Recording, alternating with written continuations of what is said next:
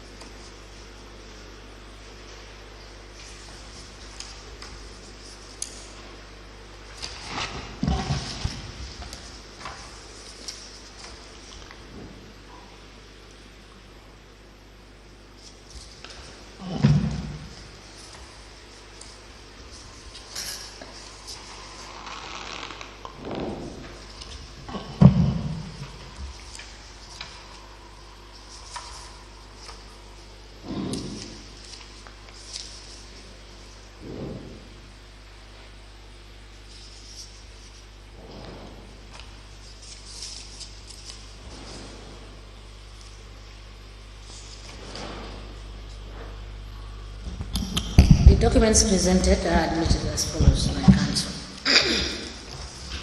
A memo dated the 4th of January 2022, the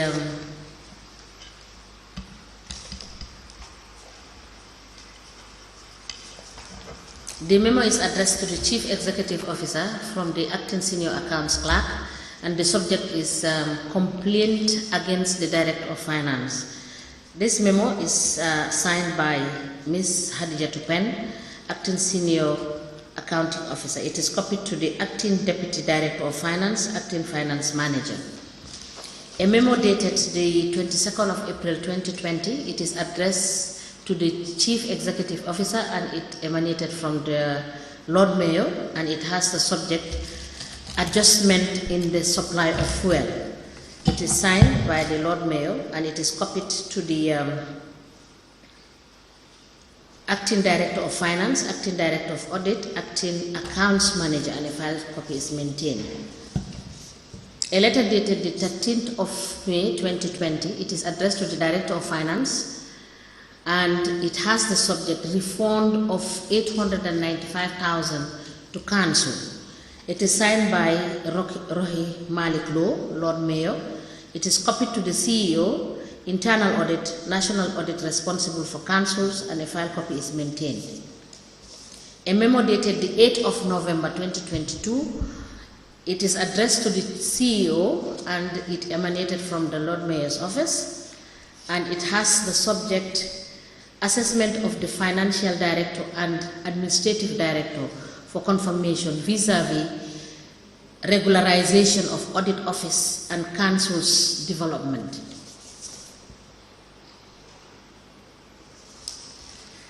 A letter dated the 22nd of September 2020, the letter is from the Ministry for Lands, Regional Government and Religious Affairs. It has reference LM35/131/01 in brackets 22. It is addressed to the CEO, Banjul City Council, and it has the subject request for personal files. It is signed by Omar C. for Permanent Secretary. It is copied to the Mayor, BCC, and a file copy is maintained. A letter dated the 16th of October 2023.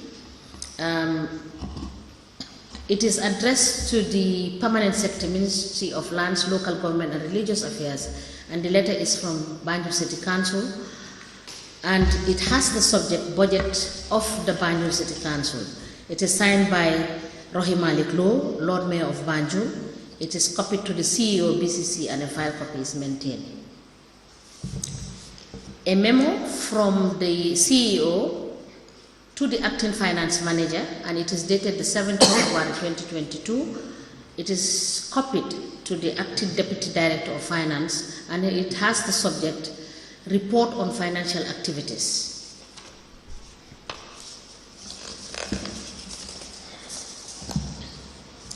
These documents are admitted in a bundle together as exhibit in evidence, and they are marked as LGC/BCC/RL/004.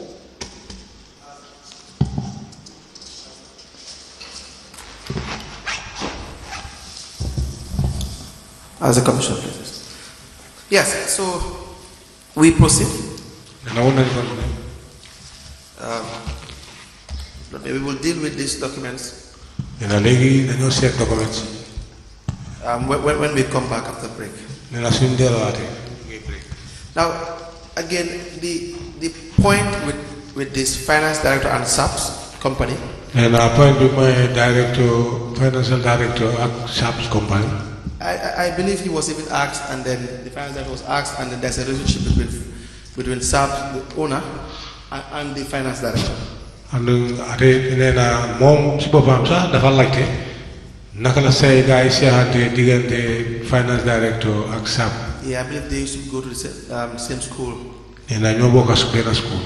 Do you at some point know about this? Then ma musu nga yëg loolu. How much is the mom dara? No, I don't know nothing about it. Yes. Now that you know, Na ko legi xam nga yëg nga ko. you know it's wrong. Dina ma nangu nga ne loolu wala On the side of the finance director. nangu nga ne loolu warut si boori director bi financial director. To bring someone to council Pour mu isi kenn si council. that you have a personal relationship with. Ki nga xam ne moom am na lu ñuy bokk ak mu bokk ak ko. Just for the person to be given a contract by the general council. Pour council wala council bi daal di ko ñoo contract. I know you were not present. Yéen xam naa ne moom xam yëg na ne boobu fekkee la woon. But that's wrong, that's conflict. Nee na waaye loolu soo ko seetee loolu conflit la. And we told waaye lead counsel wax naa la ne si yim def noonu benn boobu rek mooy si benn rek nga nekk di wax de ma ne la loolu benn si lu tuuti lu mu gën a def. I'm telling you what he did. That is only the little thing he did. Documents yi laa bëgg a tender. I want to tender these documents. All this is over 1,000 documents.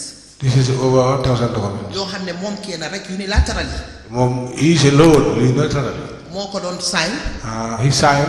moo doon def payment bi. And he was the one doing the payment. amul fenn fii fu ma gis signature CEO fii. I don't see anywhere here where I can see the signature of the CEO. Documents yaa ngi nii. These are the documents. man du ma toog fii di waxal Camara dégg naa. I will not sit here to say to Camara, I had it. te Camara mu ne council. And Camara said council. Lead council soo demee Banjul City Council. Lead council, if you go to the Banjul City Council. 90% of staff si télévision bi laa toog di wax. 90% of staffs at the. ñee nañu xàmmeewu ma leen sa seen kanam yi. Some of them I don't even know them. because dama leen bàyyi ñoom admin ñu def seen liggéey ak staff si. I left admin so that they can do their job with their staff. It should not be that way. Nena watu na neka nono. It should not be that way. Nena watu na neka nono. You should be really on top of issues. Nena ñun dega dañu wara di top of it. waaye nekk on top of issues doesn't mean ne what I'm saying mooy ne I don't go into witness si jógee Banjul City Council yëpp ñëw toog fii. All the witnesses from Banjul City Council who came. soo seetee ku ne Rohey Malick Lowe rek. If you tell them Rohey Malick Lowe. click bi gis naa ko. I saw the click. But click is what happens in area councils. Nena click more than house area council. Whether it's from the council itself. See, politics. Nena the councils politics have a way of being displayed at council's level. Nena politics bi si boppam sax am na ñu ko dee doxalee si council's level. You know, council you have two branches, the political branch. Nena xam nga council moom ñaari branch moo fa nekk political branch. And the administrative branch, the core administrative branch. And the core administrative branch. Sometimes it's unfortunate. Then am na jamono yoo xam ne it's very unfortunate. You will see politics being played. Da nga gis politics ñu koy doxal fa. And we have had evidences all the way from Basse to Banjul. Nena te am nañ evidence jóge ko Basse ba Banjul. Some will tell you because I was I belong to X, that's why I have been treated unfairly. Nena keneen dina ñëw fii sax mu daal di ne waaw man ak kale la ñu àndal lii moo tax ñu may traité fii daan du yoon. Some will say because I am in that party, that's why I've been treated unfairly. My point is, and this is my last point before we go on break. Nena moom lu may wax nii point am mooy fu may joxoñ mooy. Is to buttress more on your point regarding the clicks. Nena pour mu buttress ak nga wax fi affaire clicks.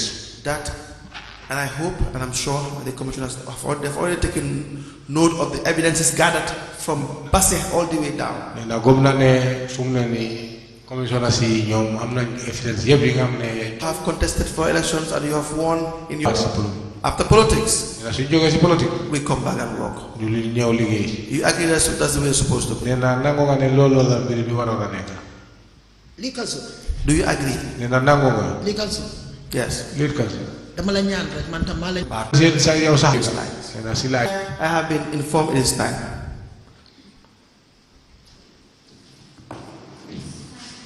Five minutes.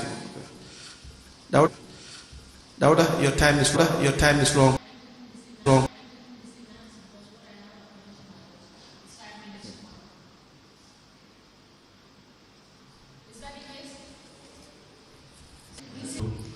Documents yooyu yëpp were payments yoo xam ne mu ngi ko doon fay ay nit and part of audit ñoo si ëpp sax. Yes, we will admit it and then we will look into it. We will admit it and then we will look into it.